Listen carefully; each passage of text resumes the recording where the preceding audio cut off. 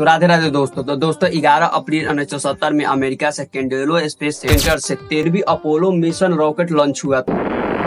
1, 0, we have commit and we have liftoff at 2:13। उस पर 3 अंतरिक्षी यात्री थे जो चांद पे जाने वाले थे। मजेदार बात तो ये हुई कि नील आर्मस्ट्रांग को पहली बार चांद पर कदम रखने में अभी 1 साल भी नहीं हुआ था। ये नासा का 3रा मिशन था जिसमें इंसान को चांद पर भेजा जा रहा था। पिछले 2 मिशन की सफलता देखकर इस रॉकेट के अंतरिक्ष यात्रियों को अपने मिशन और अपने सपनों को पूरा करने का भरोसा था। उनका सपना था चांद पर कदम रखने का, लेकिन उस समय उन लोगों को ये पता नहीं था कि ये सपना पूरा नहीं हो पाएगा। अप्रैल 1970 में अंतरिक्षयान पृथ्वी से जब 3,30,000 किलोमीटर दूर था, उन्होंने एक जोरदार धमाका सुना। ऐसा धमाका जो पूरे यान को हिलाकर रख दिया। कुछ ही सेकेंड में वार्निंग लाइट और अलार्म जोर जोर से बजने लगा। पता चला कि ऑक्सीजन का पहला टैंक फट गया है और दूसरा टैंक तेजी से लीकेज कर रहा है।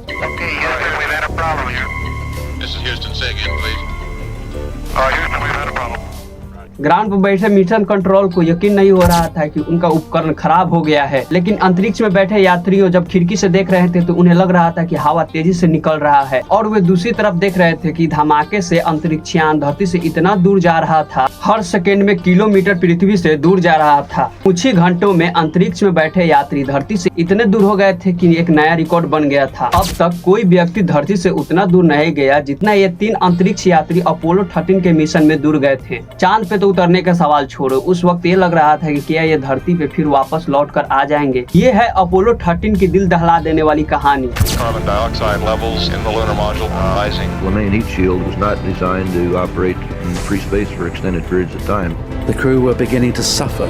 It was a dire state.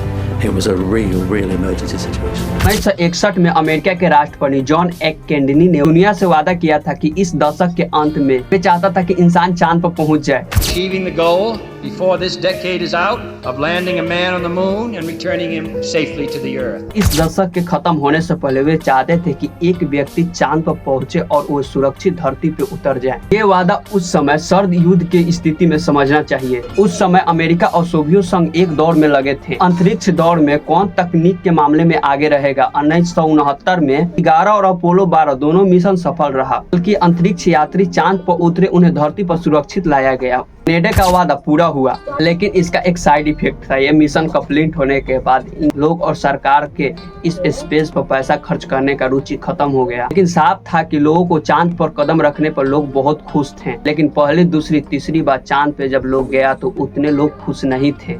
Public interest in the moon is fading fast. People believe Apollo 13 will just be another routine flight. धीरे धीरे लोगों का दिलचस्पी कम होने लगा। अपोलो 13 को लोग मान रहे थे कि एक नॉर्मल फ्लाइट होगी। जैसे अमेरिका सरकार ने नासा की बजट कम कर दिया और आने वाले कुछ रॉकेट की मिशन कंप्लीट होने वाला था, उन्हें भी ये रोक दिए। अपोलो 12 जैसे मिशन को रद्द कर दिया गया था। ये अपोलो 13 मिशन आंतरिक यात्रा के इतिहास में अहम वक्त पर आया। नासा में अमेरिकी सरकार को दिखा था कि अभी भी इसमें पैसा खर्च करने में फायदा है। अपोलो 13 का मिशन सिर्फ चंद्रयान की मिट्टी जांच करने के लिए नहीं, सर्वेक्षण करना जरूरी था, बल्कि चंद्रयान में इंसान के भी काम करने की क्षमता को विकसित करना था। The main mission objective of Apollo 13 is the scientific exploration of the moon. We hope to find out a lot about the origin of the moon and from that the origin of our own planet the Earth. Apollo 13 के mission का वैज्ञानिक अन्वेषण था। हमें उम्मीद है कि चंद्रयान की उत्पत्ति के बारे में हम बहुत सी बातें जान जाएं। वहीं से हमारे ग्रह पृथ्वी की उत्पत्ति हुई। अपोलो 13 की मिसाइल अंतरिक्ष यान के पहले के मिसाइल के जैसा था। इसका मुख्य 4 हिस्से थे: कमांड मॉड्यूल, सर्विस मॉड्यूल, लूर मॉड्यूल और लॉन्च एस्केप सिस्टम था। यह यान सेंट्रल भी रॉकेट से लॉन्च किया गया था। 3 अंतरिक्ष यात्री मॉड्यूल में बैठे थे। तो यान का ये मुख्य हिस्सा था, लेकिन वो बहुत छोटा था। कमांड मॉड्यूल एक शंकु का आकार का होता है, जिसकी लंबाई 11 फुट और उसकी व्यास 13 फुट होता है। सारे पैनल्स, गियर्स और लेडीज लाइट, पोर्ट सिस्टम और छोटे इंजन इसी कमांड मॉड्यूल में थे। दूसरा हिस्सा सबसे जरूरत हिस्सा था, जिसका नाम था सर्विस मॉड्यूल, जिसमें ऑक्सीजन रखी जाती थी। उसमें और भी इंजन रहते थे जो फ्लू और बिजली भी बनाते थे। कमांड और सर्विस मॉड्यूल के मिलाकर कमांड एड मॉड्यूल बनाया जाता था। इसका छोटा नाम CGM भी कहा जाता है। ये दोनों पूरे मिशन के दौरान जुड़े रहते हैं जब तक ये मिशन कंप्लीट नहीं हो जाए और धरती पर नहीं आ जाए। धरती पे आता है तभी जाकर ये दोनों अलग होता है। जिससे एक हमारे इंडियन व्यक्ति गए हैं जिनका नाम है शुभांशु शुक्ला। शुभांशु शुक्ला ने गए हैं पहले हमारे इंडियन के 41 साल के बाद फिर